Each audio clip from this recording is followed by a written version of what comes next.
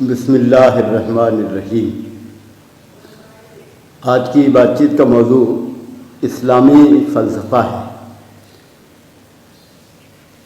اس موضوع کو سمجھنے کے لیے سب سے پہلے فلسفے کا ابتدائی تعارف مختصر طور پر آپ کے سامنے پیش کیا جائے گا۔ اس کے بعد پھر اسلام کیا تصور پیش کرتا ہے۔ تو فلسفہ ہم اردو میں استعمال کرتے ہیں، انگلش میں فلاسفی کہتے ہیں، ہندی میں درشن کہتے ہیں، اور اس کی تعریف متعین کرنے کی لوگوں نے کوششیں کی ہے۔ تعریفیں بہت ساری ہیں، مگر جس تعریف پر زیادہ لوگوں کا اتفاق معلوم ہوتا ہے وہ یہ ہے کہ بنیادی سوالات جو انسان کے سامنے ہوتے ہیں ان کے اطمینان بخش جوابات، جن کو قابل اعتماد ریلائبل کہا جائے، ان جوابات کو تلاش کرنا اور بیان کرنا یہ فلسفہ ہے۔ تو یہ تعریف تو مختصر ہے، مگر اس میں کئی باتیں ایسی ہیں جن کے سمجھنے کی ضرورت ہے۔ ایک تو یہ کہ سوالات کیا ہیں، پھر ان میں بنیادی غیر بنیادی کا فرق کیا گیا ہے۔ تو بنیادی سوالات کون سے ہوتے ہیں، غیر بنیادی کون سے ہوتے ہیں، پھر جوابات کیا ہوتے ہیں، پھر جواب قابل اعتماد ریلائبل ہے کہ نہیں، اس کا کیا معیار ہے، جواب اطمینان بخش سیٹسفیکٹری ہے کہ نہیں، اس کا کیا معیار ہے۔ تو گرچہ تعریف سیدھی سادی ہے، لیکن اس تعریف میں بہت ساری باتیں ایسی ہیں جن پر گفتگو کی ضرورت ہے۔ اب یہ کام کون کر رہا ہے؟ تو جیسا کہ عرض کیا گیا کہ انسان یہ کام کر رہے ہیں، یعنی انسان جو ہیں وہ سوالات کے جواب تلاش کرنا چاہتے ہیں۔ تو جہاں تک انسان کا تعلق ہے، بچہ ہو، جوان ہو، بوڑھا ہو، مرد ہو، عورت ہو، بے پڑھا ہو، پڑھا لکھا ہو، اس کے ذہن میں بہت سارے سوالات ہر وقت آتے رہتے ہیں۔ تو سوال کرنے کا محرک کیا ہوتا ہے؟ تو ایک محرک تو تجسس ہوتا ہے، انسان جو کچھ بھی دیکھتا ہے اسے جاننا چاہتا ہے۔ تجسس بچوں میں زیادہ ہوتا ہے، مگر بڑوں میں بھی کبھی ختم نہیں ہوتا۔ بچہ جو ہے جب ہاتھ پیر مارنے لگتا ہے تو اس کے پاس جو بھی چیز پڑی ہو، کھلونا پڑا ہو، تو وہ اسے چھوتا ہے، دیکھتا ہے، گھماتا ہے، اچھالتا ہے، یعنی دیکھ کر پھر اس کو زمین پر مار کر آواز آتی ہے تو وہ دیکھنے کی حص استعمال کرتا ہے، سننے کی، اور پھر وہ چھونے کی، کیونکہ اس کو وہ رکھتا ہے، ہاتھ سے بھی چھوتا ہے، اپنے جسم کے مختلف حصوں سے بھی چھوتا ہے، اور پھر وہ چکھ بھی لیتا ہے۔ ماں باپ اگر ڈانٹے نہیں تو وہ بہرحال اسے چکھ کے بھی دیکھتا ہے، تو وہ گویا ٹیسٹ کی حص استعمال کرتا ہے، وہ اپنے قریب لاتا ہے، سونگھتا ہے، پھول ہو تو اس کی خوشبو اسے آئے گی، تو وہ پانچوں حصے استعمال کرتا ہے۔ مگر پھر بھی اسے اطمینان نہیں ہوتا۔ کھلونا توڑتا ہے، نہ ٹوٹ پائے آسانی سے تو کافی وقت لگاتا ہے، پھر اس کے ٹکڑے ٹکڑے کرتا ہے، پھر ہر ٹکڑے کو دیکھتا ہے۔ تو گویا یہ بات کہ چیزیں ٹکڑوں سے بنی ہوتی ہیں یہ اس کے ذہن میں ہوتی ہے، اور ٹکڑوں سے چیزیں بن جاتی ہیں یہ بھی، یعنی ٹکڑے پھر جوڑنے کی بھی کوشش کرتا ہے۔ تو تجسس بچوں میں بہت عام ہے، اور پھر بڑوں میں بھی وہ کم نہیں ہوتا، البتہ بڑے چونکہ دوسرے مسائل میں لگ جاتے ہیں، ورنہ تجسس تو ہر وقت قائم رہتا ہے۔ تو سوالات کا ایک محرک بھی ہے، کیوریوسٹی، ہم جاننا چاہتے ہیں۔ اب کس چیز کے بارے میں جو بھی نظر آ جائے، آگ ہے، پانی ہے، روٹی ہے، کھلونا ہے، ماں ہے، باپ ہیں، رشتہ دار ہیں، ہوا ہے، پانی ہے، پیڑ ہیں، پودے ہیں، پھر اوپر دیکھتا ہے، آسمان ہے، زمین ہے، اونچی اونچی چیزیں دیکھتا ہے، پہاڑ ہے، مٹی ہے، پھر آسمان کے تارے دیکھتا ہے، چاند دیکھتا ہے، سورج دیکھتا ہے۔ تو تجسس کی کوئی انتہا نہیں ہے۔ انسانوں کو دیکھتا ہے، پھر وہ جانوروں کو دیکھتا ہے، پودوں کو دیکھتا ہے۔ اب تجسس کا دائرہ اور آگے بڑھتا ہے، یعنی دیکھنے تک محدود نہیں رہتا۔ بچہ پوچھتا ہے کہ مجھے کس نے بنایا؟ ماں کہتی ہے خدا نے بنایا۔ خدا کہاں ہے؟ اوپر ہے۔ ملاقات ہماری کرائی ہے، دعا کر سکتے ہو مگر ملاقات نہیں ہوگی۔ کیوں؟ اس لیے کہ وہ نظر نہیں آتا۔ تو بچے کے ذہن میں یہ بات آتی ہے کہ بعض حقیقتیں ایسی ہیں جو نظر نہیں آتی۔ اس کے بعد وہ پوچھتا ہے کہ میں کیسے پیدا ہوا؟ ماں یا باپ بتاتے ہیں کہ اللہ میاں نے پیدا کیا، خدا نے پیدا کیا۔ کیسے پیدا کیا؟ بس ہمیں دے دیا. کیسے دیا تو جب بڑے ہو گئے تب سمجھ میں آئے گا. تو یہ بھی اس کی سمجھ میں آتا ہے کہ بعض حقیقتوں کا تعلق ہے تو دیکھنے والی دنیا سے، مگر اس وقت میں نہیں جان سکتا، بعد میں سمجھ میں آئے گا. پھر وہ بچہ باہر جاتا ہے. کہا جاتا ہے گوتم بدھ جو تھے سدھارتھ شہزادے تھے، اور باپ جو بادشاہ تھے، باپ کو بڑی فکر ہوتی تھی کہ سدھارتھ کو کوئی چیز غم زدہ نہ کرے. تو ایک تو گھر سے باہر ہی نہیں جانے دیا جاتا تھا. سدھارتھ بڑے ہوئے تو بہرحال گھر پہ رہنے پر آمادہ نہیں تھے. تو بادشاہ نے ایک بہت ہی مستعد سمجھدار خادم کو ساتھ کیا، ساتھ لے جاؤ. دیکھو سدھارتھ کو کوئی دکھ کی چیز نظر نہ آئے. حضور دکھ کی چیز کیا ہوتی ہے؟ کوئی مردہ آدمی نظر نہ آئے، کوئی بیمار نظر نہ آئے، کوئی بوڑھا نظر نہ آئے، کوئی بھوکا نظر نہ آئے، کسی کی کمر جھکی ہوئی نظر نہ آئے، کوئی مرجھایا پھول نظر نہ آئے، کوڑا کرکٹ نظر نہ آئے، ڈوبتا ہوا سورج نظر نہ آئے، ڈوبتا ہوا چاند نظر نہ آئے، روتی ہوئی عورت نظر نہ آئے، روتے ہوئے بچے نظر نہ آئے. کوئی بھی چیز اسے غم زدہ کرے وہ اسے مت دیکھنے دو. تو اس بچے نے تو ماں سے یہ پوچھا تھا کہ وہ میں پیدا کیسے ہوا؟ ماں نے بتایا خدا نے پیدا کیا. تفصیل پوچھی تو اس نے کہا کہ میں جب تم بڑے ہوگے تب بتاؤں گی، ابھی نہیں سمجھ سکتے.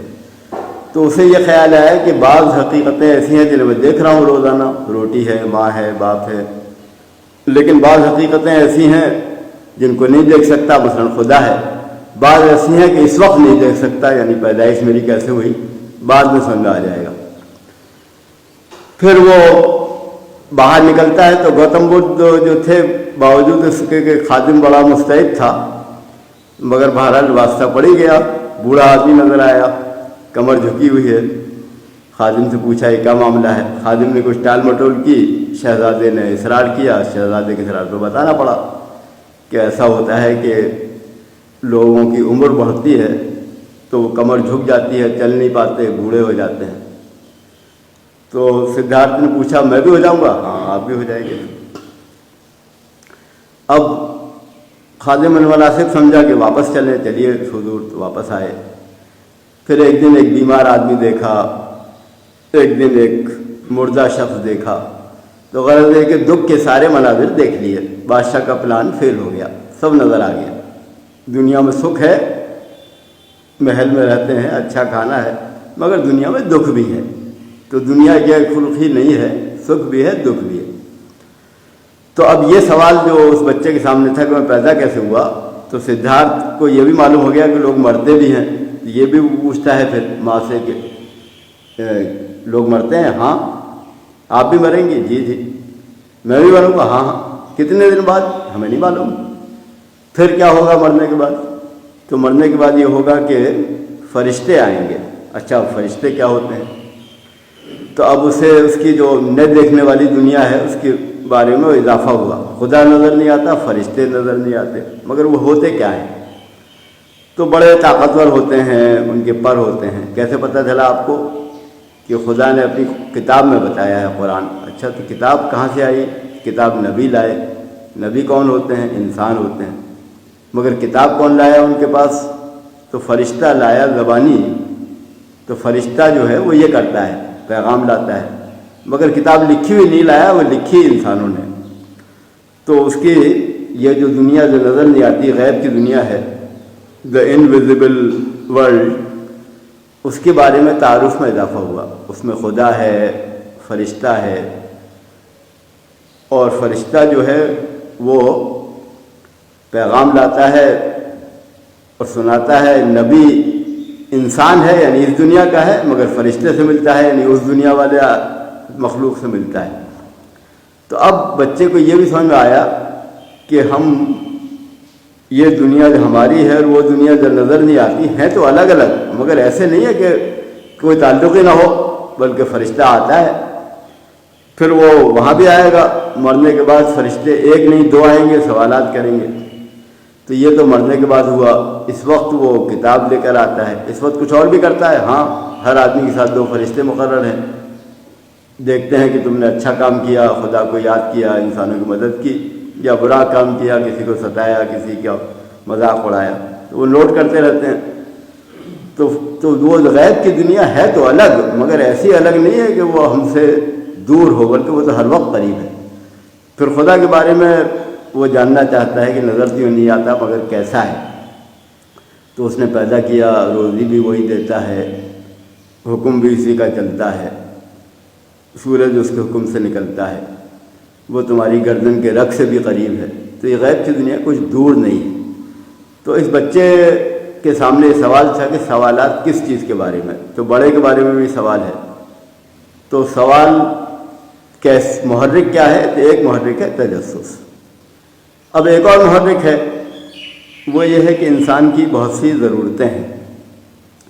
کہا یہ جاتا ہے، اندازہ ہے مگر صحیح معلوم ہوتا ہے کہ انسان کو جب زمین پر بھیجا گیا تو جنت میں تو کھانے کا انتظام تھا، مگر زمین کو خود ڈھونڈنا تھا۔ تو اس نے ڈھونڈا تو سب سے پہلے تو پھل نظر آئے، پھل کھائے، پھر جانور نظر آئے، ان کو پکڑا، ذبح کیا، مگر وہ کچا گوشت کھانا بڑا مشکل کام تھا۔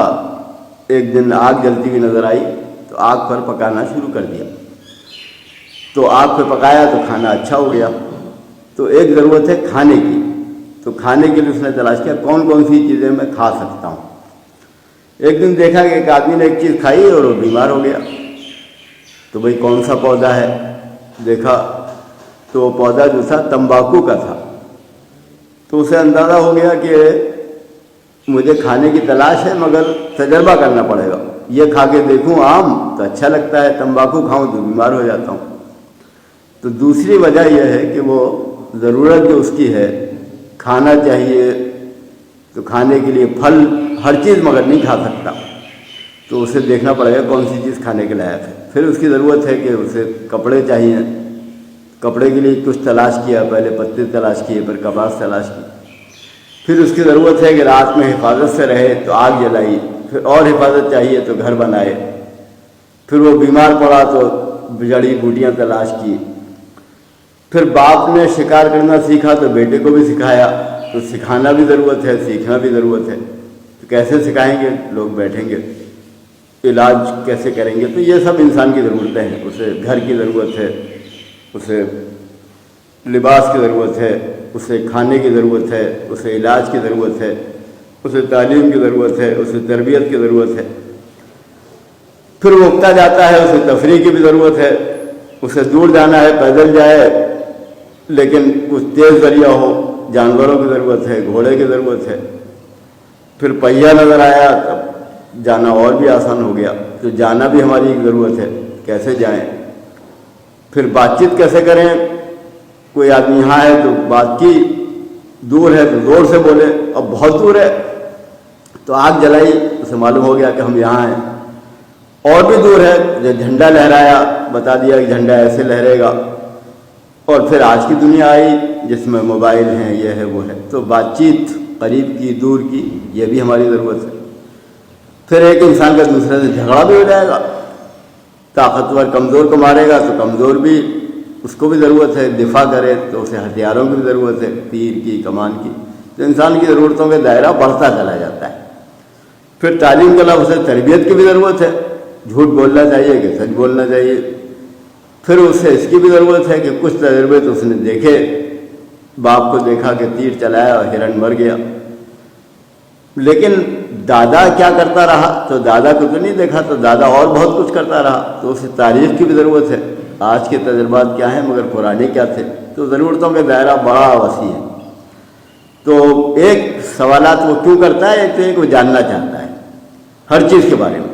دوسرے کیوں کرتا ہے؟ اس کی ضرورتیں آمادہ کرتی ہیں، کھانا کہاں پر ہے یہ ضرورت اسے آمادہ کرتی ہے۔ اس کے بعد پھر وہ بھی جاننا چاہتا ہے جو بچے نے پوچھا تھا، میں پیدا کیسے ہوا، میں مرا کیسے، مرنے کے بعد کیا ہوگا، یعنی وہ کائنات کو بھی اب جاننا چاہتا ہے۔ تو جو نظر آیا اور جو نہیں نظر آیا سب مل کے کائنات ہے۔ الگ الگ بھی معلوم ہو گیا، یعنی یہ دنیا، چھپی ہوئی دنیا بھی معلوم ہو گئی، مگر وہ مجموعی طور پہ جاننا چاہتا ہے کہ اس کائنات میں ہے کیا کیا۔ تو اسے ہم کہتے ہیں تصور کائنات۔ تو یہ گویا 3 باتیں ہیں جس کی وجہ سے انسان سوال کرتا ہے۔ ایک تجسس ہے، کیوریوسٹی، دوسری ضرورتیں ہیں، نیڈس، تیسری تصور کائنات کی تلاش ہے۔ اب تصور کائنات کیا ہے؟ تو یہاں پر پتھر ہیں، یہاں پر دریا ہیں، یہاں پر مٹی ہے، یہاں پر آگ ہے، یہاں پر ہوا ہے، یہاں پر کیڑے مکوڑے ہیں، یہاں پر پیڑ پودے ہیں، یہاں پر انسان ہیں۔ لیکن اوپر دیکھتے ہیں تو پھر پہاڑ ہیں، سورج ہے، چاند ہے، زمین ہے، تارے ہیں۔ پھر وہ دنیا جس کے بارے میں بتایا لوگوں نے کہ نظر نہیں آتی، اس میں خدا ہے، فرشتے ہیں۔ پھر لوگ بتاتے ہیں کہ نہیں، کچھ اور بھی ہیں، یعنی جن بھی ہیں۔ جب خدا نے اعلان کیا کہ انسان کو بنا رہا ہوں تو فرشتوں سے کہا سجدہ کرو، مگر فرشتوں کے ساتھ جن بھی تھے تو انہوں نے بھی سجدہ کیا۔ تو جو دنیا نظر نہیں آتی اس میں فرشتے بھی ہیں، جن بھی ہیں، اور خدا تو ہے ہی۔ پھر مرنے کے بعد آخرت ہوگی، ابھی تو نہیں ہے مگر ہوگی ضرور، کتنے دن بعد، سینکڑوں، ہزاروں، بہرحال۔ تو اس میں کیا ہے؟ وہاں فرشتے ہیں، پھر جنت ہے، دوزخ ہے، پل صراط ہے، ترازو ہے، اعمال تولے جائیں گے۔ تو وہ دنیا جو غیب کی ہے، آج کی اور بعد میں آنے والی، تو غرض یہ کہ بڑی وسیع دنیا ہے۔ اب وہ جو کتاب ہے خدا کی، وہ کہتی ہے قرآن مجید کہ مخلوقات اور بھی بہت سی ہیں۔ تو فرشتے اور جن تو ہم جانتے ہیں، مگر اور پتہ نہیں کیا کیا ہے۔ تو اب سوال یہ پیدا ہوتا ہے کہ تصور کائنات کیا ہے؟ تصور کائنات کسے کہتے ہیں؟ تصور کائنات جسے کہتے ہیں کہ یہ جو پتھر اور پیڑ اور پودے اور کیڑے مکوڑے اور انسان اور جانور اور خدا اور فرشتے اور جن، ان سب کی حیثیت اور مرتبہ ایک ہی ہے یا الگ الگ ہے؟ تو حیثیت اور مرتبے کے بارے میں ذرا اور واضح ہونی چاہیے بات، یعنی ہم چیزوں کے ٹکڑے ٹکڑے کر سکتے ہیں۔ تو پتھر کو دیکھا، خیال آیا کہ کیا ہے، تو توڑ کے دیکھا تو اور چھوٹے پتھر بن گئے۔ تو یہ خیال ہوا کہ پتھر کے ٹکڑے ہوتے ہیں۔ پانی کو دیکھا، گلاس میں دیکھا، پھر چھوٹے گلاس میں کیا، پھر اور چھوٹے میں کیا، تو بوند نظر آئی۔ تو پتھر کا ٹکڑا چھوٹا سا ہوتا ہے، مگر پانی کا بھی ٹکڑا ہوتا ہے، اسے بھی ٹکڑا کہہ سکتے ہیں، بوند ہے۔ پھر ہوا کو دیکھا، غبارے میں بند کیا، چھید کیا، وہ دھیرے دھیرے نکلی، اس کا مطلب یہ ہے کہ اس کے بھی ٹکڑے ہیں۔ پھر جانور کو دیکھا، بکرے کو ذبح کیا، بوٹیاں بنائی، تو اس کے بھی ٹکڑے ہیں، اس کی بھی ہڈیاں ہیں۔ تو وہ پھر اس نے آگ کو دیکھا، آگ میں چنگاری تھی، چنگاری سے کم ہو تو آگ نہیں جلے گی، تو آگ کے بھی ٹکڑے ہو گئے۔ پھر اس نے دیکھا کہ پیڑ پودے ہیں، پیڑ کاٹ کے لایا، تنا ہے، شاخیں ہیں، پھل ہیں، پھول ہیں، تو اس کے بھی ٹکڑے ہیں۔ تو جتنی چیزیں نظر آئیں، پھر کوئی انسان مر گیا اتفاق سے، جنگل میں مر گیا تھا، لوگ تلاش میں نکلے، دیکھا کہ لاش کو شیر نے پھاڑ کھایا ہے، تو انسان کے ٹکڑے ٹکڑے ہو گئے۔ تو انسان کے بھی ٹکڑے ہیں۔ زندگی میں تو ہاتھ اور پیر سب ایک جگہ جڑے ہوئے نظر آتے ہیں، زندگی کے بعد شیر نے پھاڑ کھایا تو ہاتھ الگ ہو گیا، پیر الگ ہو گیا۔ پھر یہ ہوا کہ کسی آدمی کے ہاتھ میں ناخن نظر آئے، ہم نے کہا بھائی ناخن کاٹو، تو ناخن اس نے کاٹ کے ڈال دیے۔ تو کچھ ٹکڑے ایسے بھی ہیں جو زندہ حصن سے بھی نکالے جا سکتے ہیں، بال بڑھ گئے تو بال کاٹ لیے، تو کچھ ٹکڑے ایسے بھی ہیں۔ تو بہرحال یہ تصور اس کے ذہن میں آیا کہ ہر چیز کے ٹکڑے ہوتے ہیں۔ تو یہ تو وہ دنیا ہے جو ہمیں نظر آتی ہے۔ اب وہ دنیا جو نظر نہیں آتی، وہاں کیا ہے؟ کیا فرشتوں کے بھی ٹکڑے ہیں؟ کیا خدا کے بھی ٹکڑے ہیں؟ تو فرشتے نور ہیں، تو ان کے ٹکڑے نہیں ہیں۔ نور میں بھی کچھ کیفیت ہوتی ہوگی مگر ہمیں نہیں معلوم۔ نور کے اجزاء، یعنی ٹکڑے کے لفظ کے بجائے آپ جز کیجئے، تو نور میں جز ہوتے ہیں کہ نہیں ہوتے، یہ ہم نہیں جانتے۔ اور اس کے بعد خداوند کریم ہے، قل هو اللہ احد اللہ الصمد لم یلد ولم یولد ولم یکن لہ کفوا احد۔ اس جیسی کوئی چیز نہیں ہے۔ تو وہ ہے تو صحیح، مگر وہ اس جیسی کوئی چیز نہیں ہے۔ تو ہم بھی چیز ہیں، تو وہ ہمارے جیسا نہیں ہے۔ تو اب اگر کوئی یہ کہے کہ اس کے بھی ٹکڑے ہیں تو وہ غلط بات ہوگی، اس لیے کہ وہ ہمارے جیسا نہیں ہے۔ اب وہ ہے کیا؟ تو اس نے کہا کہ وہ ہے موجود، اور سب سے پہلے تو یہ جاننا چاہیے کہ وہ کیسا ہے۔ تو موجود ہے، تو ان کا ہم موجود ہے، تو ہم دیکھ سکتے ہیں؟ نہیں، دیکھ نہیں سکتے، کبھی بھی نہیں۔ نہیں، آخرت میں دیکھ لو گے اگر وہ جن لوگوں سے راضی ہوگا۔ تو خدا جو ہے، ہم انسانوں کو دیکھ سکتے ہیں، کیا خدا کو دیکھ سکتے ہیں؟ سوال اس کا جواب یہ ہے کہ ہاں، مگر ابھی نہیں، تو ابھی نہ صحیح۔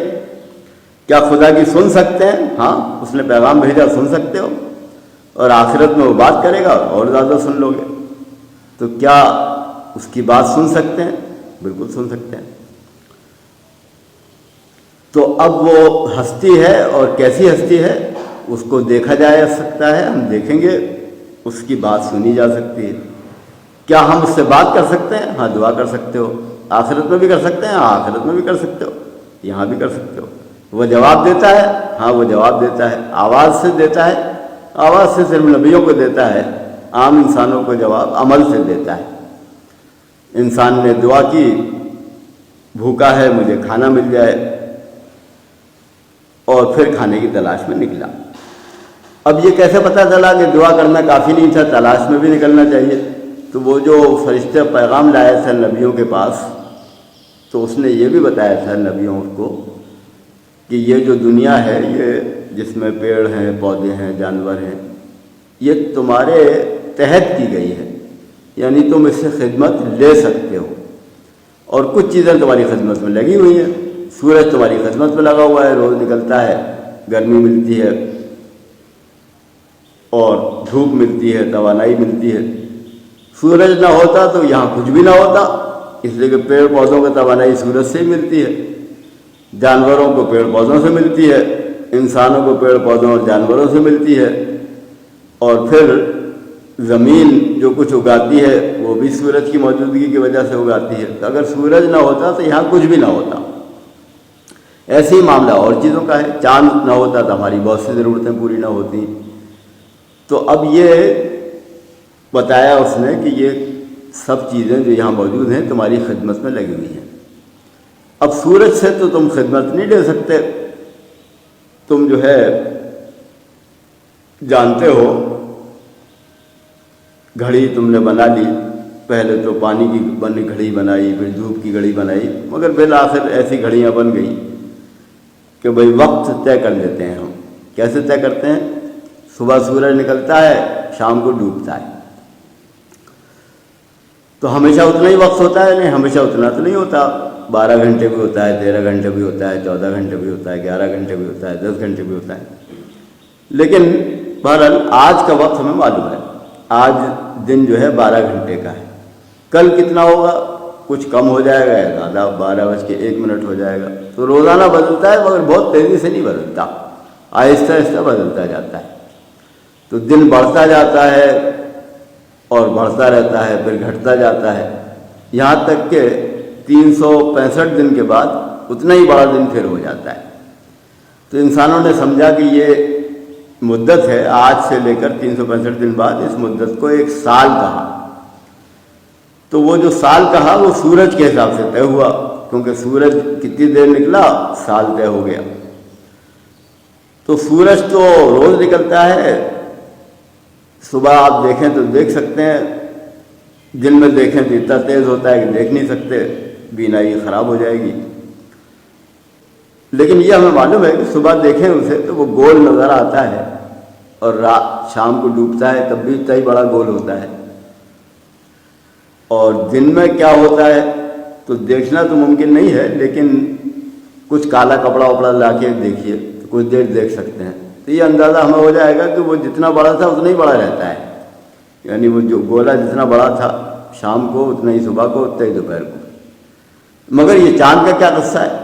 تو چاند جو ہے کبھی نظر آتا ہے، کبھی نہیں نظر آتا، کبھی ادھر سے نکلتا ہے، کبھی ادھر سے نکلتا ہے، اور صبح شام کو دیکھیں صبح کو دیکھیں تو الگ الگ ہوتا ہے، اور پھر اگلے دن دیکھیں تو کچھ اور الگ ہوتا ہے۔ تو سورج کا سائز تو نہیں بدلتا، چاند کا بدلتا رہتا ہے۔ لیکن یکساں حالت کب ہوتی ہے؟ تو سورج کی یکساں حالت کا مطلب یہ ہے کہ دن کی لمبائی یکساں کب ہوتی ہے؟ 365 سال 365 دن بعد ہوتی ہے، جس کا نام انسانوں نے سال یا ورش یا ایئر رکھا ہے۔ اب چاند کی جو کیفیت ہے، چھوٹا سا نکلتا ہے، پھر بڑا ہوتا ہے، پھر پورا گول ہو جاتا ہے، پھر چھوٹا ہو جاتا ہے، پھر چھوٹا سا ہو جاتا ہے، یہاں تک کہ کھجور کی ٹہنی کے برابر ہو جاتا ہے۔ تو ایک کھجور کی ٹہنی سے دوسرے کھجور کی ٹہنی تک جو وقت لگتا ہے، اس کا نام انسانوں نے رکھا ہے مہینہ، منتھ، ماس۔ اور مہینہ اور منتھ اور ماس کا تعلق چاند سے ہے، یعنی چاند کے نام ہیں یہ سارے۔ تو پھر سال اور مہینے کا کیا تعلق ہے؟ سال میں 12 مہینے ہوتے ہیں۔ تو اب انسان جو سوالات کرتا ہے، اس کی یہ 3 محرکات ہمارے سامنے آئے، یعنی وہ جاننا چاہتا ہے، تجسس ہے، دوسرا محرک یہ ہے کہ اس کی ضرورتیں ہیں، اور تیسرا محرک یہ ہے کہ وہ تصور کائنات جاننا چاہتا ہے۔ ان تینوں محرکات میں آپس میں کچھ تعلق بھی ہے، یعنی ملے جلے ہیں، لیکن پہلے ہم الگ الگ ان کو دیکھیں گے۔ تو اب چیزیں تو بہت ساری ہو گئیں، پیڑ بھی ہو گئے، پودے بھی ہو گئے، انسان بھی ہو گئے، پتھر بھی ہو گئے، پھر خدا خود ہے، فرشتے ہیں، جن ہیں۔ تو تصور کائنات کا مطلب کیا ہے؟ ایک تو یہ ہے کہ کیا ان سب کے ٹکڑے ہو سکتے ہیں؟ تو جواب یہ ہے کہ جو چیزیں نظر آئیں، پیڑ پودے انسان وغیرہ، ان کے ٹکڑے ہو سکتے ہیں۔ جو نظر نہیں آئیں ان کے اجزاء ہیں کہ نہیں ہم نہیں جانتے، فرشتے اور جن۔ اور خداوند کریم کے نہ ٹکڑے ہیں، نہ اجزاء ہیں، نہ اس کی تصویر ہے، یہ بات ہم جانتے ہیں۔ مگر پھر وہ ہے کیا؟ تو وہ وجود ہے، اور وہ وجود ہم اسے دیکھیں گے قیامت میں، دنیا میں بھی اس کی بات سن سکتے ہیں، وہاں بھی سنیں گے۔ تو وجود وہ ہے جس سے ایک انسان دوسرے انسان سے بات چیت کرتا ہے، اسے وجود سمجھتا ہے۔ تو وجود وہ ہے جس سے بات چیت کی جا سکے، جس سے سنائی جا سکے، جس کو سنائی جا سکے۔ تو انسان دعا کرتا ہے۔ مگر وجود کے بارے میں اور سوالات بھی پیدا ہوتے ہیں۔ ہمارا جو وجود ہے وہ یہ ہے کہ میں تھا نہیں 20 سال پہلے اور 40 سال بعد نہیں رہوں گا۔ تو میرا وجود وہ ہے جو پہلے نہیں تھا اور بعد میں نہیں ہوگا۔ مگر پہلے کیا کسی صورت میں نہیں تھا، اور بعد میں کیا کسی صورت میں نہیں ہے؟ تو پھر انسان کو یہ بتایا جاتا ہے کہ یہ جو تمہارے ٹکڑے ہیں، تو ہاتھ سے ناخن تم نے کاٹا تو ناخن الگ ہو گیا، تو بعض چیزیں الگ ہو جاتی ہیں۔ لیکن ایسا بھی ہوا کہ وہ انسان جو چل پھر رہا تھا اور شیر نے پھاڑ کھایا، تو ہم نے دیکھ لیا کہ اس کے جو جسم کے حصے ہیں، ہوا سے تو سانس لیتا ہے، مگر جو جسم کے حصے ہیں، یہ ہاتھ پیر وغیرہ، کوئی شیر حملہ کرے گا تو ہاتھ پیر الگ ہو جائیں گے۔ لیکن پھر ایسا ہوا جیسا کہ سجاد نے دیکھا تھا کہ ایک آدمی کو لے جا رہے ہیں لوگ کندھے پر۔ کیوں لے جا رہے ہیں؟ یہ مر گیا۔ تو مر گیا کا کیا مطلب ہے؟ یعنی وہ انسان جو تھا اس کے ٹکڑے ٹکڑے کر دیے، تو پھر یہ کہا جائے گا کہ اب الگ الگ ہو گیا، اب چاہو تو جوڑ دو تو انسان بنے گا، تو وہ انسان چل نہیں سکتا۔ تو کیا ایسا ہی ہوتا ہے؟ تو ایسا بھی ہو جاتا ہے۔ ایک شیر آیا، اس نے ٹکڑے کر دیے ہاتھ پیر، پھر دوسرے نے ہاتھ پیر کے بھی ٹکڑے کر دیے۔ تو مرنے کی یہ شکل ہے کہ انسان کے ٹکڑے ہو جائیں، مگر مرنے کی اور شکلیں بھی ہیں۔ ہم نے دیکھا کہ ایک انسان نے کہا کہ میری طبیعت ٹھیک نہیں ہے، مجھے لٹا دو۔ وہ لیٹ گیا، پھر اٹھ نہیں رہا، تو ہم ہلاتے ہیں تو نہیں اٹھتا، تو ہم کہیں گے مر گیا۔ تو مر گیا کیا ہوتا ہے؟ تو مر گیا کہ کیا یہ مطلب ہے کہ اس کے جسم کے ٹکڑے ہو گئے، یا یہ مطلب ہے کہ جسم کچھ اور ہو گیا؟ تو جسم کے ٹکڑے اس نے دیکھے اور وہ آدمی مر گیا، لیکن وہ جسم آدمی لیٹا ہوا تھا تب بھی مر گیا۔ اس کا مطلب یہ ہے کہ وہ ٹکڑے کا معاملہ نہیں، کچھ اور ہے۔ تو پھر انسان کا وجود کیا ہے؟ اس کا جواب یہ تھا کہ اس میں ٹکڑے ٹکڑے ہیں جیسے پتھر میں ہوتے ہیں، لیکن صرف ٹکڑے نہیں ہیں، بلکہ ایک اور چیز ہے جسے ہم جان کہتے ہیں۔ تو انسان کا ناخن کاٹ دیں تو الگ ہو جاتا ہے، ایسے ہی انسان کی جان بھی نکل جاتی ہے۔ تو جان نکالنے کا فیصلہ یعنی کب نکلے گی وہ اللہ کرتا ہے۔ تو یہ جو سوال تھا کہ انسان کیا ہے، تو انسان جسم اور جان کا مجموعہ ہے، صرف جسم نہیں۔ اس کا جسم کیا ہے؟ ٹکڑوں کا مجموعہ ہے۔ تو گویا یہ جو بات تھی کہ وہ ماہیت واٹ از اٹ، تو واٹ از اٹ کے بارے میں یہ ساری مخلوقات انسان سمیت ان کے بارے میں یہ بات ہوئی کہ ان میں جسم بھی ہے، روح بھی ہے، اور جسم کے ٹکڑے ہوتے ہیں۔ اب پتھر جو ہے اس میں جان نہیں ہے، تو اب یہ سب معاملہ ذرا پیچیدہ ہے، یعنی جان نہیں ہے تو پتھر خدا سے ڈرتا ہے، خدا کے ڈر سے نیچے لڑھک جاتا ہے، خدا کے ڈر سے ٹکڑے ٹکڑے ہو جاتا ہے۔ تو اس کا مطلب یہ ہوا کہ وہ جس کو ہم جان کہتے ہیں، انسان چل پھر رہا ہے، آپ نے پیچھے سے مکہ مارا تو اس نے پلٹ کے مکہ مارا، مردہ آدمی کو مکہ مارے کچھ نہیں کرے گا، تو یہ روح ہے۔ لیکن پتھر بھی خدا سے ڈرتا ہے تو اس میں روح نہیں ہے، کچھ اور ہے، تو پھر ایک مشترک نام ہونا چاہیے۔ مشترک نام کیا ہے؟ وہ شعور، یعنی اس میں کسی درجے کا کانشیسنیس ہے، مگر ہمارا شعور بہرحال اس سے زیادہ ہے۔ تو شعور ہے پیڑ میں بھی، پودے میں بھی، انسان میں بھی، اور پتھروں میں بھی، اور کیڑوں مکوڑوں میں بھی، مگر ہمارا شعور ان سے زیادہ ہے۔ کیسے پتہ چلا؟ اس لیے کہ خدا نے کہا انی جاعل فی الارض خلیفہ، زمین کی مخلوقات کے اوپر تمہیں طاقت دی گئی ہے، اقتدار دیا گیا ہے خلیفہ کو۔ کس پر؟ زمین کی مخلوقات پر۔ تو اس لیے ہمارے پاس شعور ہے مگر اقتدار ہمیں حاصل ہے، پتھر کو نہیں حاصل ہے، تو اس کے پاس جو شعور ہے وہ ہم سے کمتر ہے۔ تو اب یہ جو مخلوقات ہیں تو کچھ تو ہماری خدمت میں لگی ہوئی ہے۔ سورج ہماری خدمت میں لگا ہوا ہے، بتاتا ہے دن کب پورا ہوتا ہے، سال کب ہوتا ہے، اور بہت سے کام کرتا ہے۔ چاند ہماری خدمت میں لگاتا ہے، بتاتا ہے کہ مہینہ کب پورا ہوا، تو سال کے 12 مہینے، مہینے کے 30 دن۔ اب اس کی ضرورت کیا ہے؟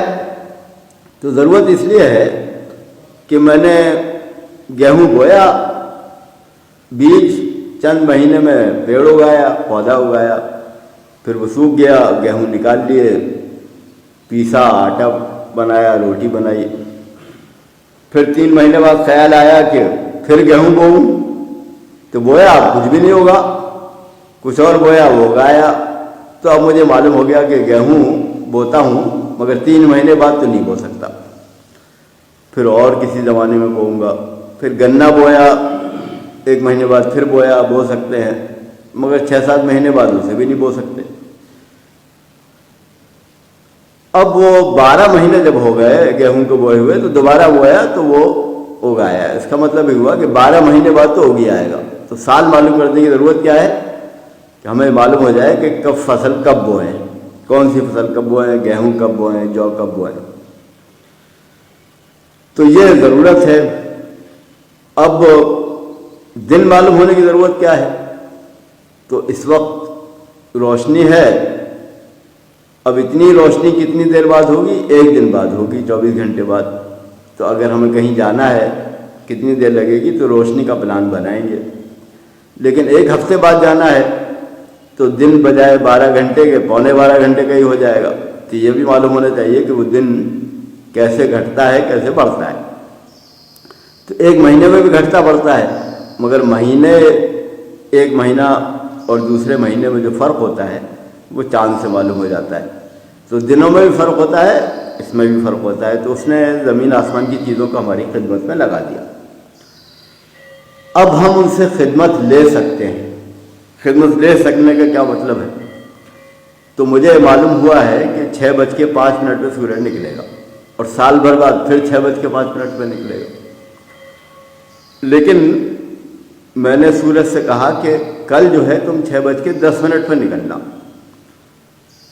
اور مجھے خیال یہ تھا کہ سورج کو میری خدمت میں لگایا گیا ہے، اور دوسرا خیال یہ تھا کہ میں بھی خدمت لے سکتا ہوں۔ تو اگلے دن میں اٹھا تو وہ 6:06 پہ نکلا، 10 پہ نہیں نکلا۔ اس کا مطلب ہوا کہ میں خدمت نہیں لے سکتا۔ تو پھر کیا کروں؟ تو خدا سے دعا کروں کہ آج 6:06 پہ نکلا ہے، کل 6:15 پہ نکلے۔ تو میں نے دعا کی تو اس نے نہیں سنی، بلکہ وہ اسی وقت نکلا۔ اس کا مطلب یہ ہوا کہ سورج سے کہوں تو وہ بھی نہیں مانے گا، اور سورج کے مالک سے کہوں تو وہ بھی اس دعا کو تو قبول نہیں کرے گا. تو میں خدمت لے سکتا ہوں.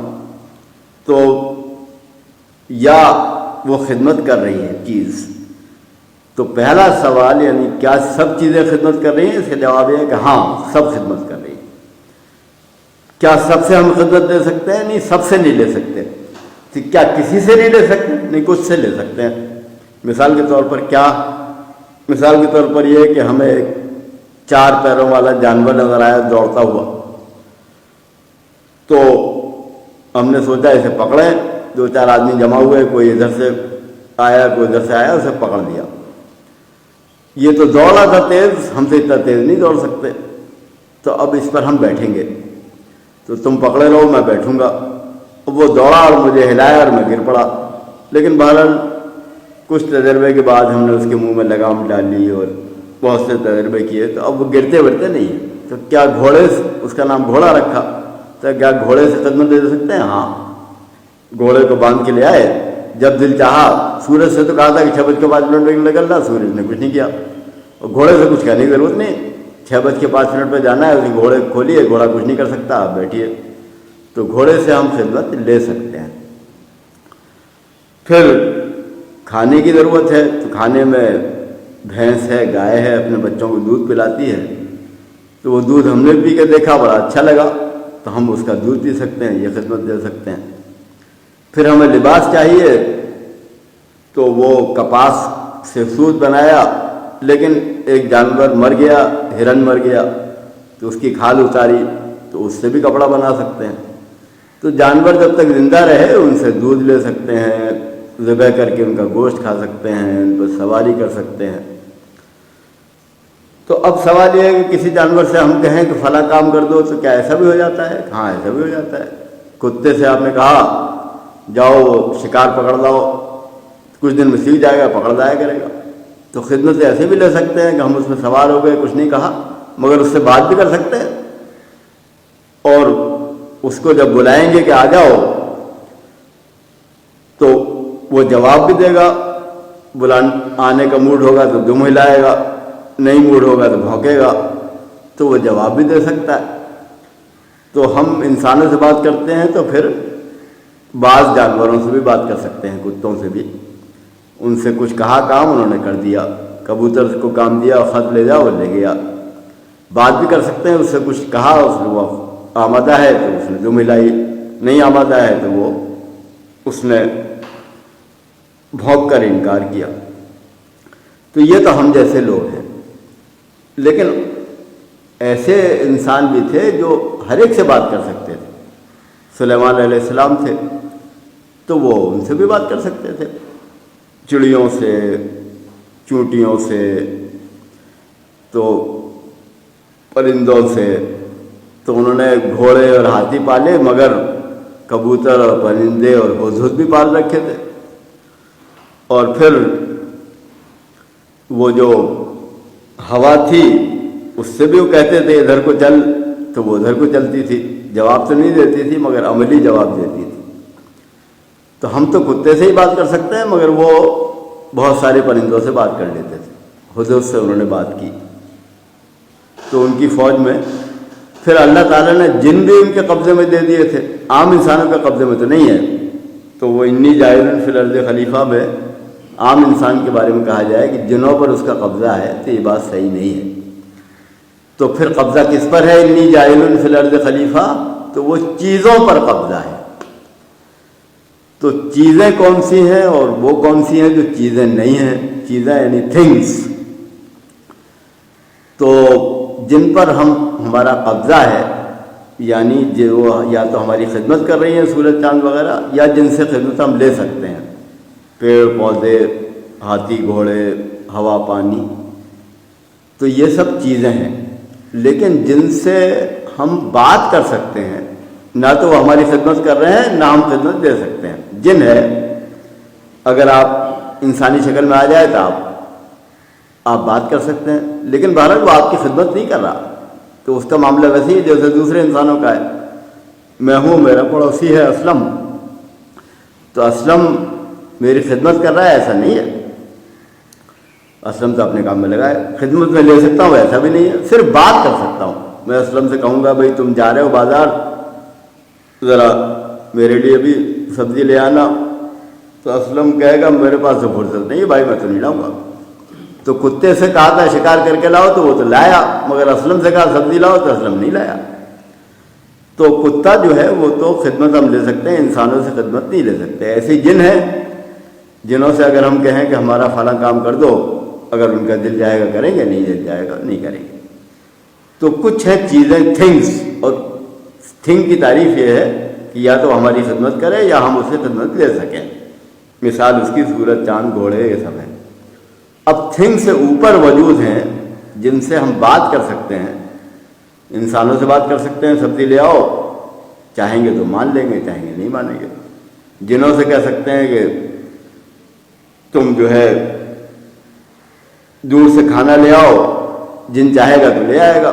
لیکن بعض انسانوں کو اللہ تعالیٰ نے طاقت دے دی، سلیمان علیہ السلام کو، یعنی جن انکار نہیں کر سکتے تھے، دیوار بناؤ تو انہوں نے دیوار بنانی پڑے گی۔ لیکن تو یہ تو استثناء ہے، یعنی ایکسیپشن ہے، عام انسانوں کی بات نہیں ہوئی۔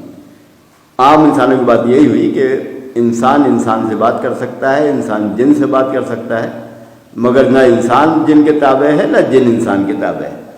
پھر فرشتے ہیں۔ فرشتے جو ہیں ہمیں دیکھتے ہیں کہ ہم نماز پڑھ رہے ہیں، اللہ کی راہ میں جہاد کر رہے ہیں، تو وہ ویسے بھی قریب رہتے ہیں، اعمال لکھتے ہیں، لیکن جب وہ یہ دیکھتے ہیں تو دعا بھی کرتے ہیں۔ تو جیسے ہم دعا کرتے ہیں ویسے وہ بھی دعا کرتے ہیں۔ تو آزادی جیسی ہمیں حاصل ہے ویسی آزادی انہیں بھی حاصل ہے۔ تو اب تھنگ کے اوپر جو کچھ ہے اس کی صفت کیا ہے؟ تو پہلی صفت کہ وہ تھنگ سے اوپر جو کچھ بھی ہے، جن وغیرہ، وہ نہ ہماری خدمت کر رہا ہے نہ ہم ان سے خدمت دے سکتے ہیں۔ دوسری صفت، جس طرح ہم آزاد ہیں کام کرنے کے لیے، دعا کرنے کے لیے، جن بھی آزاد ہیں، اور جس طرح جن آزاد ہیں اسی طرح فرشتے بھی آزاد ہیں۔ تو دوسری صفت جو تھنگ کے اوپر ہیں ان کی یہ ہے کہ وہ آزاد ہیں، جو چاہے کر سکتے ہیں۔ جو چاہے کا مطلب یہ ہے کہ ارادہ کر سکتے ہیں۔ میں نے ارادہ کیا کہ آج اپنے دوست سے ملنے جاؤں گا اور چل دیا۔ جن نے ارادہ کیا کہ کسی دوسرے جن سے ملنے جائے گا، وہ چل پڑا۔ یا جن نے ارادہ کیا کہ آج اس انسان کی ذرا مرمت کرنی ہے تو وہ چل پڑا۔ یا فرشتے نے ارادہ کیا کہ فلاں بستی کو عذاب دینا ہے تو اس نے یہ کام کیا۔ تو اب ارادہ سب کے پاس ہے۔ تو میں نے ارادہ کیا مگر راستے میں ٹھوکر نہ گری، پہنچ نہیں پایا۔ جن نے ارادہ کیا، بعض لوگ یہ سمجھتے ہیں کہ جن جو چاہے کر سکتے ہیں انسانوں کے ساتھ، ایسا نہیں ہے۔ جنوں کو بھی وہی آزادی حاصل ہے جو ہمیں حاصل ہے۔ اگر آپ سمجھتے ہیں کہ وہ ستارہ ہے آپ کا، سورہ فلق اور سورہ ناس پڑھیے، وہ نہیں ستا سکتا۔ البتہ فرشتوں کے ارادے کی بات دوسری ہے، اس لیے کہ فرشتے جو ارادہ کرتے ہیں وہ اللہ کے حکم کے مطابق ہوتا ہے یا اس کی منشا کے مطابق ہوتا ہے، یعنی اللہ کا صریح حکم یا حکم کا امپلیکیشن، تقاضا۔ تو ان کا ارادہ جو ہے وہ خدا کے ارادے کے تابع ہوتا ہے۔ تو ہمارا ارادہ ٹوٹ سکتا ہے، فرشتوں کا ارادہ نہیں ٹوٹ سکتا، اس لیے کہ وہ خدا کا ارادہ ہے۔ تو اب یہ ایک قسم کی مخلوق ہے، یعنی پیڑ پودے، کیڑے مکوڑے، ان کی صفت کیا ہے؟ وہ ہمارے تابع ہے۔ پھر ایک دوسرے قسم کی مخلوق ہے، یعنی انسان، جن، فرشتے، ان کی صفت کیا ہے کہ یہ ایک دوسرے کے تابع نہیں ہیں بلکہ انسانوں کے تابع وہ سب ہیں، کیڑے مکوڑے وغیرہ۔ دوسری صفت کیا ہے؟ یہ سب ارادہ رکھتے ہیں۔ تیسری صفت کیا ہے؟ ارادہ ٹوٹ سکتا ہے سوائے فرشتوں کے ارادے کے۔ تو یہ دوسری قسم کی مخلوق ہوئی۔ اب مخلوقات اور بھی ہیں مگر ہمیں نہیں بتائے گی۔ اب مخلوقات کے بعد خداوند کریم ہے، وہ ارادہ کرتا ہے، اس کا ارادہ ٹوٹ نہیں سکتا، وہ آزاد ہے، جو چاہے کر سکتا ہے۔ اور ہم تو ہر ان چیزوں سے خدمت دے سکتے ہیں، یا وہ خدمت وہ ہماری کر رہی ہے۔ خدا ہر چیز سے خدمت دے سکتا ہے اور ہر چیز اس کی خدمت کر رہی ہے۔ تو خدا کی بعض صفات وہ ہیں جو ہم میں بھی ہیں، مگر بعض وہ ہیں جو صرف اس میں ہیں، یعنی ارادہ اس کا ٹوٹ سکتا، ہمارا ٹوٹ سکتا ہے۔ ہم علم حاصل کرتے ہیں مگر علم میں غلطی ہو جاتی ہے۔ ہم نے دیکھا کہ شیر نے ہرن کو کھایا تو نتیجہ نکالا کہ وہ ہرن کو کھاتا ہے، اور میں نے بھی ہرن کو کھایا، پھر میں نے بھینس کو ذبح کر کے کھایا، گوشت کھاتے دیکھا شیر کو بھی، تو شیر بھی بھینس کا گوشت کھاتا ہے۔ پھر میں نے پھل کھایا تو میں نے سوچا کہ شیر بھی پھل کھاتا ہوگا، مگر جب دیکھا تو شیر پھل کھاتا ہی نہیں۔ تو میرا علم جو ہے غلط ہو سکتا ہے، تو میرا علم غلط ہو سکتا ہے۔ پھر میرا علم محدود ہے۔ لوگوں نے کہا کہ یہاں سے بہت دور ایک سمندر ہے، سمندر کیا ہوتا ہے؟ بہت پانی ہوتا ہے۔ تو بھائی میں نے تو نہیں دیکھا، ٹھیک ہے تم نے نہیں دیکھا مگر ہے تو صحیح، تو اگر ہے تو پھر تو میں دیکھ کے آیا ہوں تو ٹھیک ہے، تمہیں معلوم ہے مجھے نہیں معلوم۔ تو انسان کا علم غلط ہو سکتا ہے، محدود ہو سکتا ہے، اور وہ بھول بھی جاتا ہے علم کو۔ اسے یاد تھا کہ یہ کتا شکار کر سکتا ہے اور تیر کمان، ایک دن شکار کی ضرورت تھی مگر بھول گیا، تیر کمان یاد رہا، بھوکا رہنا پڑا۔ تو انسان جان سکتا ہے مگر بھول جاتا ہے۔ انسان کا علم محدود ہے، انسان کا علم غیر یقینی ہے، غلطی ہوتی ہے۔ خدا کا علم یقینی ہے، اس سے غلطی نہیں ہوتی، اس کا علم محدود نہیں ہے، ہر چیز کے بارے میں ہے، اور وہ اس کے ساتھ ساتھ اس کا جو علم ہے وہ انسانوں کے علم سے کہیں زیادہ ہے۔ تو اب یہ 3 درجے ہوئے، اس کو ہم کہتے ہیں درجات وجود، لیولز آف بینگ۔ ایک لیول ہے پیڑ پودوں وغیرہ کا جو ہمارے تابع ہے، دوسرا لیول ہے انسان جن و فرشتوں کا، مگر ان میں اور مخلوق بھی ہیں جو ہم نہیں جانتے۔ سب سے اونچا لیول ہے خداوند کریم کا۔ یہ ہے درجات وجود، لیولز آف بینگ۔ تو خداوند کریم کو سب اللہ کہتے ہیں، خدا کہتے ہیں، گاڈ کہتے ہیں، المائٹی کہتے ہیں، اور یہ جو سطح ہے اس کو کیا کہتے ہیں؟ تو الگ الگ نام تو ہیں، انسان ہیں، جن ہیں، فرشتے ہیں، مگر کیا مشترک نام بھی ہے؟ تو مشترک نام ہے عبد، بندے۔ بندے وہ ہیں جو عبادت کر سکتے ہیں اور عبادت کرنا چاہتے ہیں، کریں یا نہ کریں یہ ان کی مرضی ہے۔ انسان کا دل چاہتا ہے کہ عبادت کرے، دعا مانگے، اور وہ اپنے دل سے جھگڑتا ہے، فطرت سے جھگڑا کرتا ہے، اور بڑی مشکل سے بعض لوگ اس جھگڑے میں کامیاب ہو جاتے ہیں۔ تو وہ دعا مانگتے ہیں، عبادت نہیں کرتے۔ تو انسانوں میں کوئی ایسا نہیں جس میں عبادت کا جذبہ نہ ہو، واقعی کرے گا کہ نہیں کرے گا یہ اس کی مرضی پہ منحصر ہے۔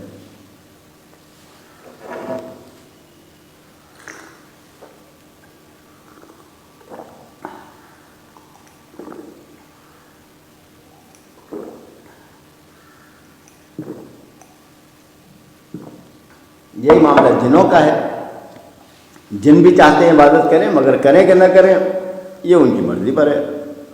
مادہ سب میں ہے، بہت بڑی تعداد کرتی ہے عبادت، مگر کچھ اپنی فطرت سے لڑتے ہیں اور نہیں کرتے۔ فرشتے عبادت کرتے ہیں مگر فرشتوں میں یہ رجحان نہیں ہے کہ عبادت نہ کریں۔ تو عبادت بہرحال مشترک ہے، تھوڑے سے فرق کے ساتھ۔ تو اس لیول آف بینگ، درجہ وجود کا نام عبد ہے، عبادت ہے، اور سب سے اوپر خداوند کریم ہے۔ تو اب تصور کائنات کیسے کہتے ہیں؟ تصور کائنات اس سوال کا جواب ہے کہ کیا لیولز آف بینگ ہیں کہ نہیں ہیں؟ جواب یہ ہے کہ ہاں ہیں۔ پھر لیولز آف بینگ کیا ہیں؟ تو وہ 3 ہیں، خداوند کریم ہے، پھر عبد ہیں، اس کے بعد تھنگس ہیں۔ تھنگ کو شے کہا جاتا ہے، شے، چیز۔ تو یہ 3 لیولز آف بینگ ہیں، تینوں کا مرتبہ الگ الگ ہے۔ یعنی شے کا مرتبہ یہ ہے کہ ہماری تابع ہے، عبد کا مرتبہ یہ ہے کہ وہ ایک دوسرے کے برابر ہیں مگر خدا کے بندے ہیں، اور خداوند کریم کا مرتبہ یہ ہے کہ وہ سب سے اوپر ہے، اس کا بندہ، وہ کسی کا بندہ نہیں، وہ سب اس کے بندے ہیں۔ تو جب ہم جان لیں کہ لیولز آف بینگ کیا ہیں اور ان کی الگ الگ صفت کیا ہے، یعنی جو ان کی تعریف بیان کرتی ہے، ان مخلوقات کی صفت یہ ہے کہ وہ تابع ہیں، عبد کی صفت یہ ہے کہ عبادت کرتے ہیں یا کر سکتے ہیں، خداوند کریم کی صفت یہ ہے کہ وہ قادر مطلق ہے۔ تو ہر درجہ وجود کی تعریف یا ڈیفینیشن کیا ہے یہ جاننا، تو پہلے تو یہ جاننا کہ درجہ وجود ہیں کہ نہیں، تو ہاں ہیں۔ کتنے ہیں؟ 3 ہیں۔ کیا کیا ہیں؟ چیزیں، عبد اور خداوند کریم۔ پھر ہر ایک کی تعریف کیا ہے؟ ہر ایک کی تعریف یہ ہے کہ خدا قادر مطلق ہے، عبد عبادت پر قادر ہیں، اور شے جو ہے وہ خدمت کر رہی ہے عبد کی، اور خداوند کریم کے حکم کے تابع تو ہے ہی، تو تعریف ہو گئی۔ اسے ہم کہتے ہیں تصور کائنات۔ تو اب انسان سوال کیوں کرتا ہے؟ اس لیے کہ تجسس ہے، کیوریوسٹی ہے، دوسرے ضرورتیں ہیں، نیڈس، اور تیسرے اس کی سب سے بڑی ضرورت یہ ہے کہ وہ کائنات کو ہی نہیں، تصور کائنات کو بھی جاننا چاہتا ہے، تو تصور کائنات کو جان لیتا ہے۔ اب اس کے بعد یہ سوال پیدا ہوتا ہے کہ کیا اس معاملے میں کوئی فرق بھی ہے؟ تو وہ بات ذرا اب ہمیں جاننی چاہیے۔ تو خداوند کریم نے، اللہ تعالیٰ نے فرشتے بھیجے، اور فرشتے انسانوں کے پاس آئے۔ کن انسانوں کے پاس؟ جن کو اللہ نے منتخب کیا کہ ان کے پاس آئے گا فرشتہ، ان انسانوں کو کہا جائے گا نبی یا رسول، انگریزی میں میسنجر یا پروفیٹ، اور ہندی میں عیشدوت، اور ہماری زبان میں نبی رسول کے علاوہ پیغمبر۔ تو یہ بہت سارے ہیں، کتنے ہیں ہمیں نہیں معلوم، لیکن جو پہلے انسان تھے آدم علیہ السلام، وہ پیغمبر بھی تھے۔ جب تک جنت میں تھے اللہ تعالیٰ براہ راست بات کرتا تھا، جب ان کو زمین پہ بھیجا گیا ان کی بیوی ہوا کے ساتھ، تو پھر فرشتوں کو بھیج کر بات کرتا تھا۔ اور آخری جو نبی تھے وہ تھے محمد صلی اللہ علیہ وسلم، جو آج سے 1500 سال پہلے ہوئے۔ تو ان سب نبیوں میں مشترک بات کیا ہے؟ تو مشترک بات یہ ہے کہ کوئی اپنی مرضی سے نبی نہیں بن سکتا۔ موسیٰ علیہ السلام آگ لینے جا رہے تھے، اللہ نے بات کی اور کہا کہ میں نبی بنایا ہے، تو اپنی مرضی سے نہیں بن سکتا۔ نہ اس سے پوچھا جائے گا تم نبی بننا چاہتے ہو کہ نہیں، تو اس کی مرضی کا دخل نہیں ہے۔ تو اللہ تو نبی کون ہے؟ انسان ہے، مگر اپنی مرضی سے نبی نہیں بنے، اللہ نے منتخب کیا۔ دوسری بات کیا ہے؟ ان کے پاس پیغام آتا ہے۔ پیغام کون لاتا ہے؟ فرشتے، جبریل عام طور پر، اور کبھی کبھی دوسرا فرشتہ۔ پیغام کیسا ہوتا ہے؟ تو پیغام الفاظ ہوتے ہیں، ورڈز ہوتے ہیں، سینٹنسز ہوتے ہیں، جملے ہوتے ہیں۔ اقرا بسم ربک الذی خلق، اپنے رب کے نام سے پڑھو جس نے پیدا کیا۔ تو محض خیال نہیں ہے، یعنی نبی آئے، فرشتے کا پیغام سن کر لوگوں کے پاس ابو بکر صدیق سے کہا کہ فرشتہ آیا، تو فرشتے نے کیا کہا؟ فرشتے نے کہا میں خدا کا پیغام لے کر آیا ہوں۔ کیا پیغام اس نے دیا؟ اس نے کہا اقرا بسم ربک الذی خلق۔ تو پیغام جو ہے وہ جملے کی شکل میں ہے۔ اب وہ جملہ نبی نے یاد کر دیا، اور وہ آئے، اور ابو بکر صدیق اپنے دوست سے کہا، اپنی بیوی خدیجہ سے کہا، اپنے چچا زاد بھائی علی سے کہا، دیکھو آج یہ صورت آیت نازل ہوئی، انا آتیناک الکوثر فصلی لربک وانحر ان شانئک ھو الابتر۔ تم یاد کرو، میں بھی یاد کرتا ہوں۔ اب اگر کوئی آدمی یہ کہے کہ یہ میں نے یاد تو کر دیا، تو اب اس کا نام کیا ہے؟ تو اس کا نام کتاب ہے۔ تو کتاب وہ ہے جو لکھی جاتی ہے، تو یاد کیا جائے گا اور لکھا بھی جائے گا۔ تو اب لوگوں کو بلایا جائے گا جو لکھنا جانتے ہیں۔ تو مکہ میں تھوڑے سے لوگ جانتے تھے، کہا جاتا ہے صرف کئی ہزار آبادی تھی مگر 17 لوگ ہی جانتے تھے۔ تو بہرحال اب ان میں جو بھی ایمان لایا اس سے کہا گیا کہ لاؤ۔ اب لکھنے کا جو بھی سامان تھا اس زمانے میں چمڑے وغیرہ تھے، لکھنا کوئی آسان کام نہیں تھا۔ تو قرآن کی آیت نازل ہوئی الحمدللہ رب العالمین، پھر پوری صورت نازل ہوئی آخر تک، اہدنا الصراط المستقیم صراط الذین انعمت علیہم غیر المغضوب علیہم ولا الضالین۔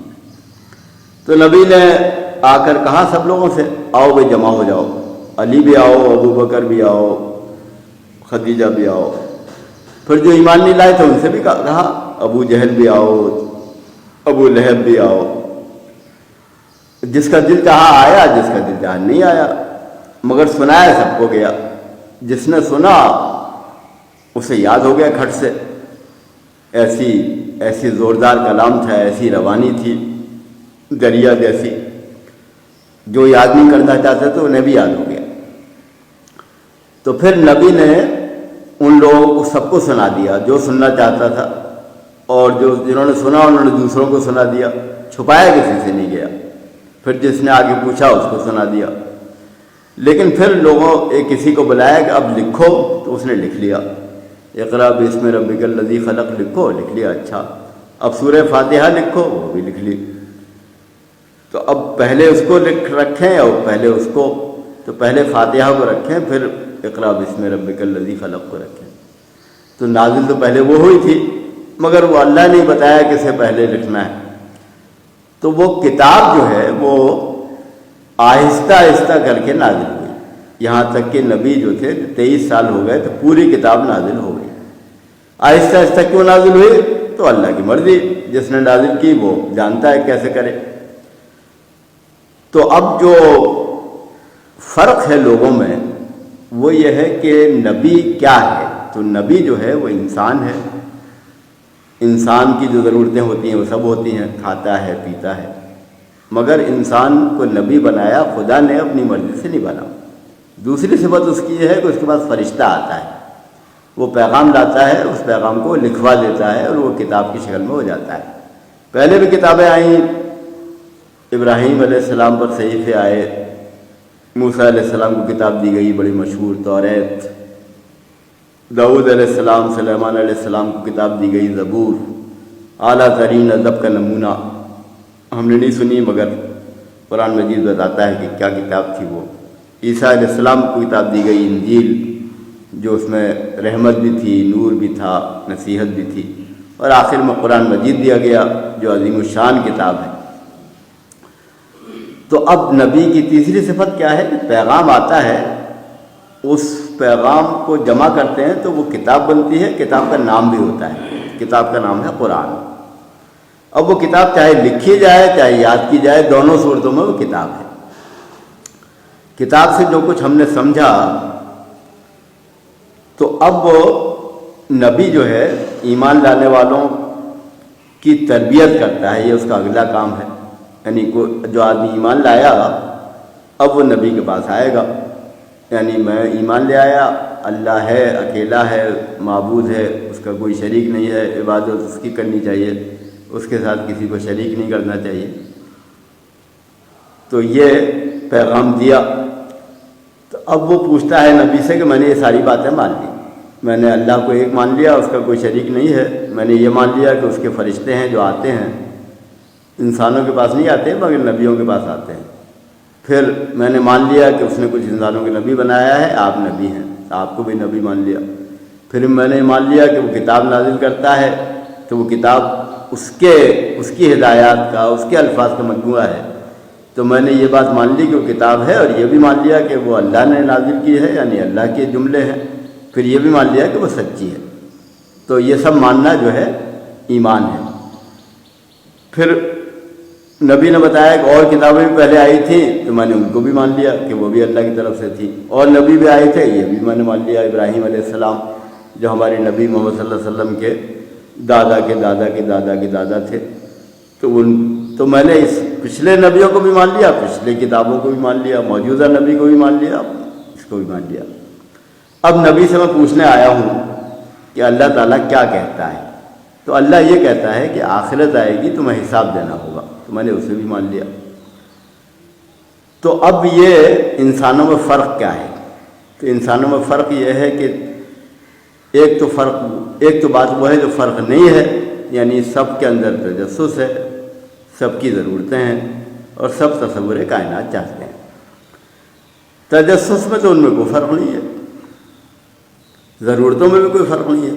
फ़र्क तसव्वुर कायनात में है, यानी तसव्वुर कायनात क्या है, दर्जाते वजूद हैं कि नहीं। इस्लामी फ़लसफ़ा ये है कि हाँ, दर्जाते वजूद हैं। कितने हैं? 3। क्या हैं? चीज़, अब्द, खुदा। उनमें ताल्लुक़ क्या है? खुदा सब पे हुक्मरां है, अब्द खिदमत दे सकते हैं, चीज़ खिदमत कर सकती है। ये तसव्वुर कायनात है। अब दुनिया में और भी तसव्वुर कायनात हैं जिसमें से शिरक है, मगर दुनिया में शिरक का रिवाज तो बहुत है, यानी अल्लाह के अलावा दूसरे देवी देवताओं बुतों की पूजा लोग करते हैं। मगर आज की दुनिया में जिस चीज़ का रिवाज तो कम है मगर हुकूमत उसी की है, اسے کہا جاتا ہے الحاد، یعنی خدا کا انکار۔ حکومت کیسے ہے ان کی کہ یہ الحاد والے ہیں تو کم، مگر حکومتیں انہی کے پاس ہیں، قانون یہی بناتے ہیں، فوجیں انہی کے پاس ہیں، مال انہی کے پاس ہے، ذرائع ابلاغ انہی کے پاس ہیں، لوگوں کو دھمکا سکتے ہیں، ڈرا سکتے ہیں، مار پیٹ سکتے ہیں، اور ان سے لوگ مرعوب ہیں۔ تو لوگوں کی بہت بڑی تعداد ایسی ہے جو خدا کی عبادت کرتی ہے یا خدا کے ساتھ دیویوں دیوتاؤں کو شریک کرتی ہے، لیکن لوگوں پر حکومت ان کی ہے جو خدا کے قائل نہیں۔ ایسا کیسے ہوا، اس پر غور کر سکتے ہیں۔ تو تصور کائنات ایک وہ ہے جو خدا پر ایمان لانے والوں کا ہے، جو نبیوں پر ایمان لاتے ہیں، اسے ہم کہتے ہیں اسلامی فلسفہ۔ دوسرا ان کا ہے جو شرک کرتے ہیں، اسے ہم کہیں گے مشرکانہ فلسفہ۔ اور تیسرا وہ ہے جو آج کی دنیا میں غالب ہے، وہ ہے ملحدانہ فلسفہ، خدا کو انکار کرنے والا۔ اب آپ جانتے ہی ہیں کہ تصور کائنات کی تعریف کیا ہے۔ تصور کائنات کی تعریف یہ ہے کہ لیولز آف بینگ کی بات کرو۔ تو الحاد والوں کا جواب کیا ہے، یہ ہمیں سن لینا چاہیے۔ تو سوال نمبر 1، تو سوال ہم نے شروع کیے تھے چیزوں سے، مگر اب ادھر سے شروع کرتے ہیں۔ تو پہلا سوال خداوند کریم ہے کہ نہیں۔ اب ہم جاننا ہی چاہتے ہیں کہ وہ جواب کیا دیتے ہیں۔ تو ملحدانہ فلسفے والے جس طرح ہم مسلمانوں کے جواب مشترک ہیں، یعنی لا الہ الا اللہ محمد رسول اللہ، تو کسی بھی اللہ والے سے پوچھا جائے گا خدا کون ہے، اس کا جواب یکساں ہی ہوگا، خدا خالق ہے، رازق ہے، حاکم ہے۔ مجھ سے پوچھیں گے تو میں بھی یہ کہوں گا، محمد صلی اللہ علیہ وسلم سے پوچھیں گے تو وہ بھی یہی کہیں گے، اور علی سے پوچھا تو انہوں نے بھی یہی کہا، اور مسجد کے امام سے پوچھا تو اس نے بھی یہی کہا۔ تو ہمارا سوال کا جواب مشترک ایک ہی جواب ہے، اس لیے کہ وہ جواب کو ہم کلمہ کہتے ہیں۔ کلمہ کہتے ہیں واضح بات، کلیئر اسٹیٹمنٹ، اور وہ کلمے کی تشریح کتاب میں ہے۔ کتاب کہتے ہیں منظم کلام، سسٹمیٹک ڈسکورس۔ تو اس میں ہر سوال کا متعین جواب ہے، آپ اس سے اتفاق کریں اختلاف کریں۔ مگر یہ جو ملحد لوگ ہیں، نہ ان کا کوئی کلمہ ہے نہ ان کی کوئی کتاب ہے۔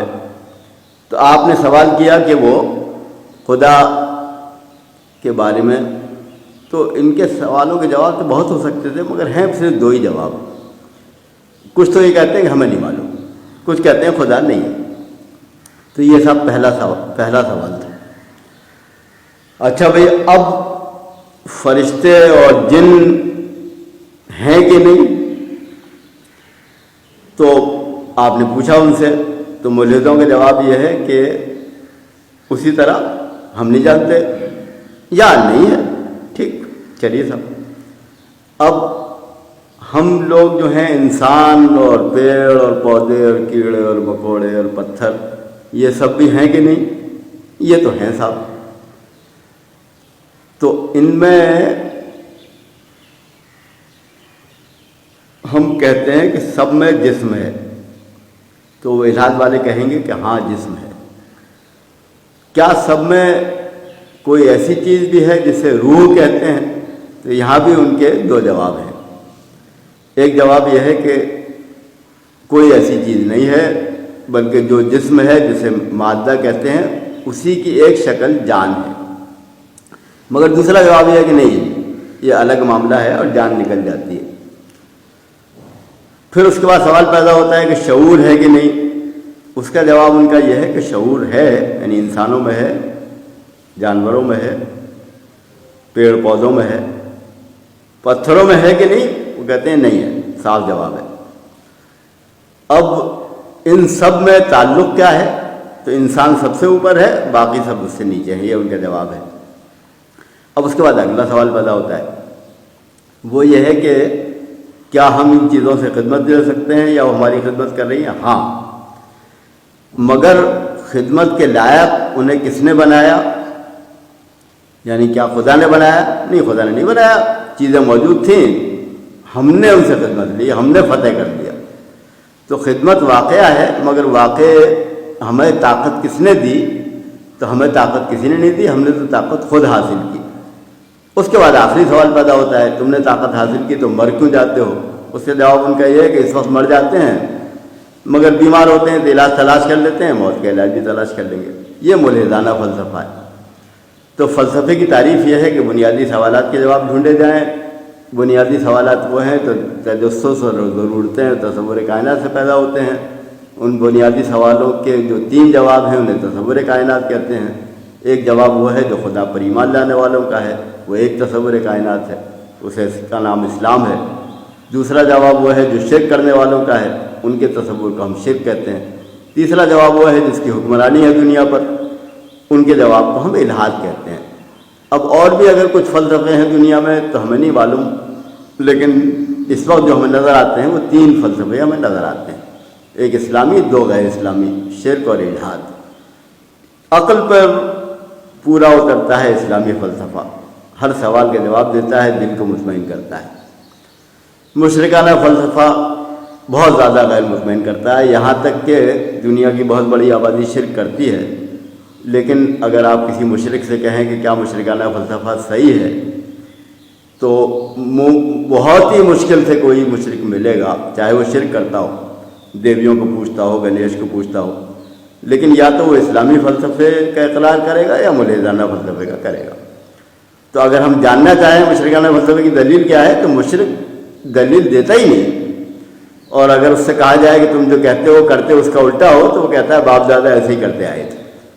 تو یہ فلسفہ ہے تو صحیح، بہت بڑی تعداد ہے، مگر انتہائی کمزور فلسفہ ہے۔ البتہ ملحد چپ نہیں ہوتا، وہ جواب دیتا ہے، بحث کرتا ہے، غلط بات کو صحیح ثابت کرتا ہے، صحیح کو غلط ثابت کرتا ہے، قرآن مجید کے الفاظ میں اللہ کی نشانیوں سے جھگڑا کرتا ہے، اور جھگڑے کے نتیجے میں یہی 2 ہی زیر بحث آئے، اسلامی اور ملحدانہ۔ عقل پر پورا نہیں اترتا ملحدانہ فلسفہ، اور اس کی جو سب سے بڑی کمزوری ہے وہ یہ ہے کہ ہمیں موت کیوں آتی ہے، اس کا کوئی جواب ان کے پاس نہیں ہے۔ تو اب انسان کی بھلائی اس میں ہے، دنیا کی آخرت کی، کہ وہ اسلامی فلسفے پر ایمان لائے، اسے اختیار کرے، اور شرک سے بھی بچے، ملحدانہ فلسفے سے بھی بچے۔ وآخر دعوانا الحمدللہ۔